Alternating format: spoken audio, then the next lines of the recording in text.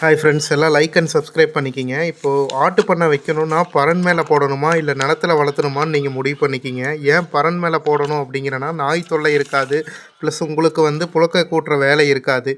இதே வந்து நிலத்துல போட்டீங்க அப்படின்னா நாய் தொல்லை இருக்கும்.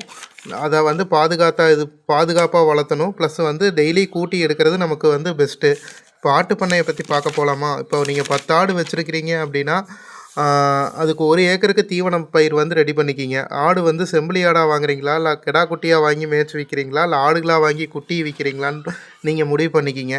அந்த மண்ணுக்கு எந்த தகுந்த ஆடு விற்கிதோ அதை மட்டும்தான் வாங்குங்க. வேறு ஆடு, வெளிநாட்டு ஆடுகளோ இல்லை வெளி மாநிலத்து ஆடுகளோ எதுவுமே வேண்டாம். ஆட்டு கொட்டாய் வந்து செலவு பண்ணணும். ப்ளஸ்ஸு சாப் கட்டர் இருக்கணும். நம்மக்கிட்ட 1 ஏக்கருக்கு பசும்பில் இருக்கணும். ப்ரஷ் கட்டர் கண்டிப்பாக இருக்கணும். ஆடுகளுக்கு வந்து முக்கியமாக கடலைக்கொடி வந்து வாங்கி போட்டு வச்சுக்குங்க. அடுத்து சோளத்தட்டு தீவனம் வாங்கி வச்சுக்குங்க. ஆட்டோட தீவன தொட்டி இருக்கணும். ஆட்டுக்கு அடர் தீவனம் வந்து கண்டிப்பாக வாங்கி வச்சுக்குங்க. நான் பில் வகைகளை சொல்கிறேன். பில் வகைகளை வந்து நோட் பண்ணிக்கிங்க.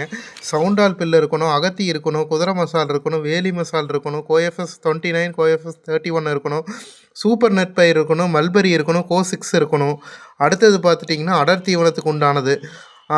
அடர் தீவனம் வந்து பருத்தி கொட்டை இருக்கணும், மக்காச்சோளம், கடலப்புண்ணாக்கு, கருப்பு பொட்டு உளுந்து, துவரம் பொட்டு உளுந்து, கம்பு, சோளம், குச்சி இருக்கணும், தாது உப்பு இருக்கணும், கல் உப்பு இருக்கணும், கலவை இருக்கணும். இதெல்லாம் பார்த்துட்டிங்கன்னா ஒரு நாளைக்கு வந்து 100 கிராம்லேருந்து 300 கிராம் வரைக்கும் கொடுக்கலாம். ஒரு கேஜிக்கு வந்து 35 கிராம், 10 கிலோவுக்கு வந்து 350 கிராம் கொடுக்கலாம், ஆட்டோட எடையை பொறுத்து. அடுத்தது பார்த்துட்டிங்கன்னா ஒரு நாட்டு கடாயாக இருந்ததுன்னா 4 கிலோ ஒரு மாதத்துக்கு வந்து வெயிட் கெயின் ஆகணும். செம்பலி குட்டியாக இருந்ததுன்னா 5 to 6 கிலோ வெயிட் கெயின் ஆகணும். அதே மாதிரி நம்ம கட்டுத்தாரையில் எப்போவுமே லிவர் டானிக் இருக்கணும், கீரிப்பூச்சி மாத்திரை இருக்கணும், இல்லாட்டி என்ன பூச்சி மருந்து இருக்கணும். அது வந்து பார்த்துட்டிங்கன்னா வயிற்றை க்ளீன் பண்ணுறதுக்கு. வயிறு உப்புசமாக இருந்ததுன்னா கத்திரிக்காய் வச்சு நம்ம ரெடி பண்ணிக்கலாம். அடுத்தது நாட்டாடுகளை